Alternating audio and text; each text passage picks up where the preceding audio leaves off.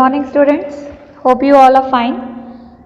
So today I'll start with a revision of the chapter electoral politics.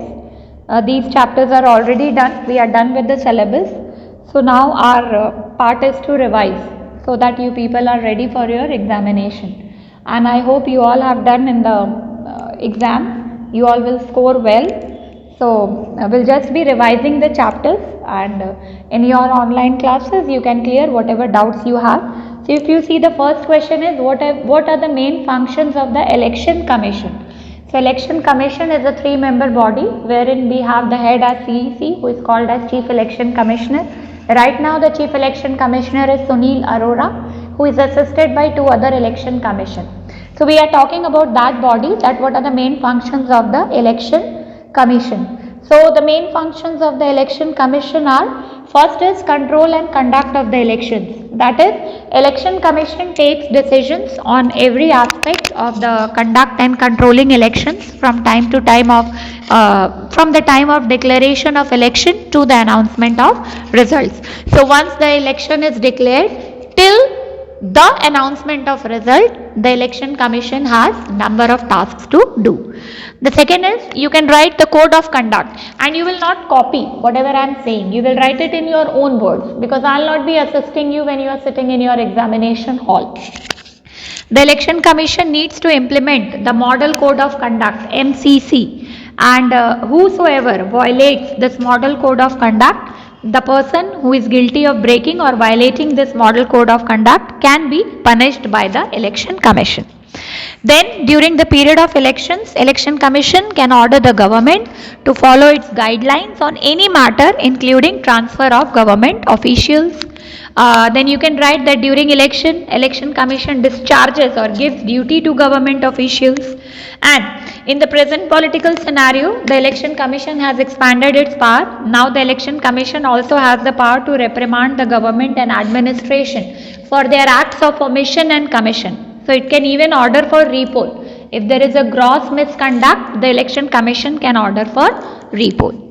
The second question is, what are the prerequisites for a democratic election? So prerequisites means what are the conditions necessary for an election to be called as democratic. So the first prerequisite is one vote, one value. So to choose or elect the representative, every person must have one vote with equal value, and this is to avoid any type of conflicting situation. If you all remember, we did the case studies of countries like Fiji and Estonia, wherein if you see, this one vote, one value was not followed. So in our case, if you see, we strictly follow one vote, one value.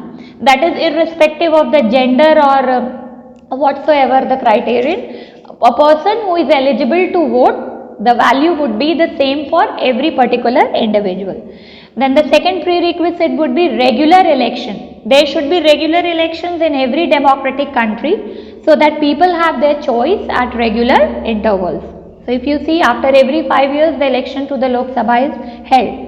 Free and fair election. In order to ensure a fair chance to the people, there should be free and fair election. So free and fair election means both. That is right to participate, that is right to contest election and right to vote.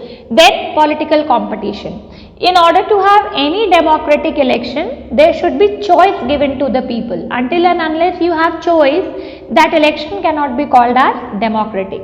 So that is, the government or the country needs to offer some real choice to the voters. Third question. Political parties are very necessary in democracy. Explain. Why do we need political parties? These kind of questions have always been asked, so you need to be well versed with these kind of questions. We need political parties because they provide a conducive environment for political competition. We need a set of people to frame rules and regulations to shape the views of the people, and these people they come from diverse background and they form a wide coalition of people and they give unity in diversity. And of course they provide an important two-way link between the government and the people, and they also import political education to the people by popularizing their manifesto and through other means like meetings and posters and movements and demonstration, etc. So any modern democracy cannot exist without political party because they provide a way to both They can be in the ruling party and the opposition party as well. Question number 4. What are restrictions imposed on the political party during elections? This is what is the model code of conduct which is implemented by the election commission. So this model code of conduct is basically a list of do's and don'ts. What can be done, what cannot be done. So what cannot be done are the restrictions imposed by the election commission on the political parties.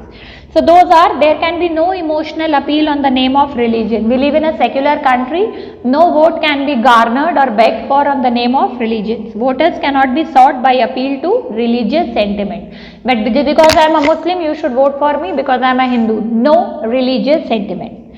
No bribe. No party can bribe or threaten the voters, and in the above case, election commission can disqualify the political parties.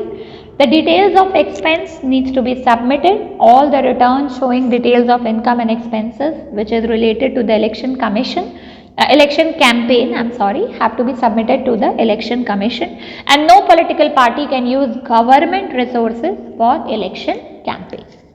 The last question, what is the difference between by-election and mid-term election? So elections which are held to fill a vacancy caused by either death or resignation और may be any other reason, कोई constituency अगर इस reason से vacant हो जाती है क्योंकि वहाँ पे जो लीडर रिप्रेजेंट कर रहा है या तो उसने रिजाइन कर दिया हो या उसकी डेथ हो गई हो, तो उस पर्टिकुलर कॉन्स्टिट्यूएंसी की सीट को फिल करने के लिए जो इलेक्शन होता है उसे हम बाय इलेक्शन बोलते हैं. और election held before the expiry of Lok Sabha full term.